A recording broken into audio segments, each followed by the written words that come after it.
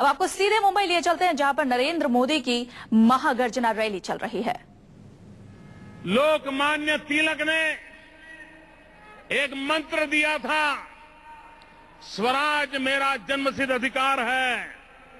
भाइयों बहनों, स्वराज मेरा जन्मसिद्ध अधिकार लेकर के देश लड़ता रहा, स्वराज मिला।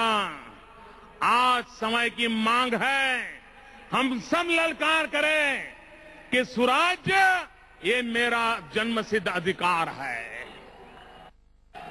आजादी के पहले स्वराज्य हमारा जन्मसिद्ध अधिकार था, आजादी के बाद स्वराज्य हमारा जन्मसिद्ध अधिकार है। आज सारी समस्याओं की जड़ में हमारा बैड गवर्नेंस है। और भाइयों बहनों, शरीर कितना ही स्वस्थ क्यों न हो, कितना ही मजबूत दिखता क्यों न हो, वजन अच्छा हो, ऊंचाई अच्छी हो, नींद अच्छी आती हो, सांस ठीक हो, सब ठीक हो, लेकिन एक बार अगर डायबिटीज हो जाए तो दिखने में तो कोई फर्क नहीं पड़ता है, लेकिन बारी बारी से सैकड़ों बीमारियों का वो घर बन जाती है।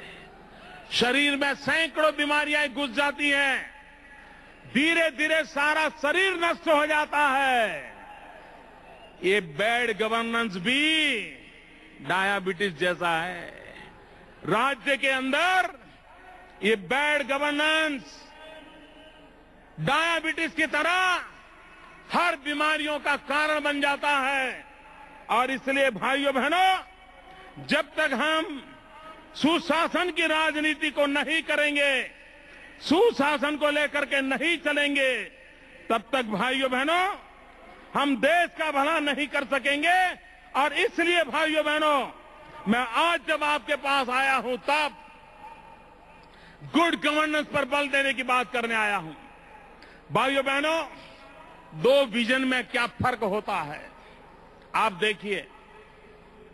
एक तरफ भारत की आन बान शान आईएनएस विक्रांत,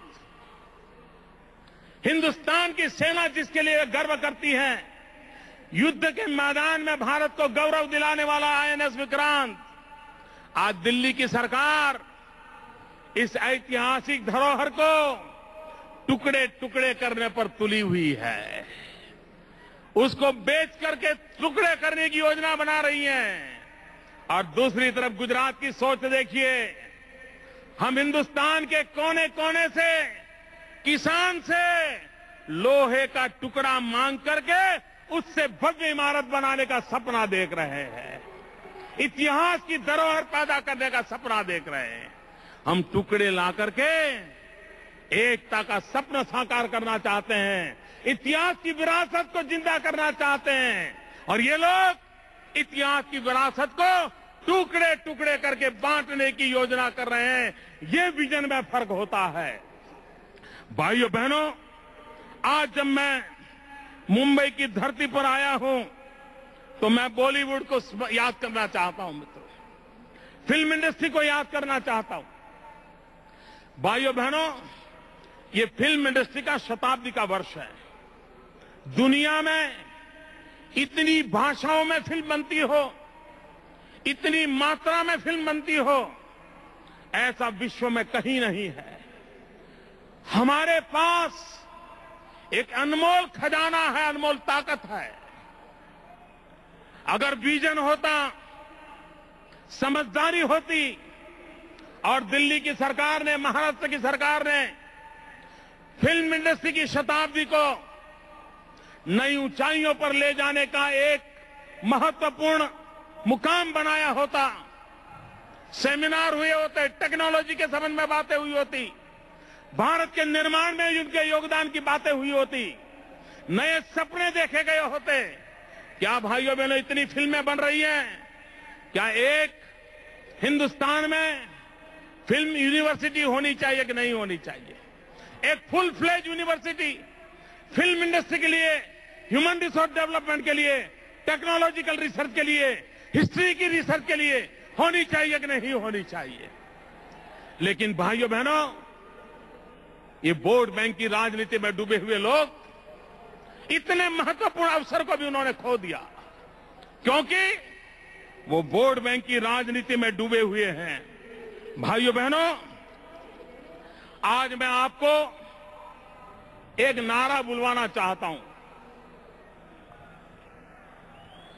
बोलेंगे? पूरी ताकत से बोलेंगे? पूरी ताकत से बोलेंगे भैया? देखिए,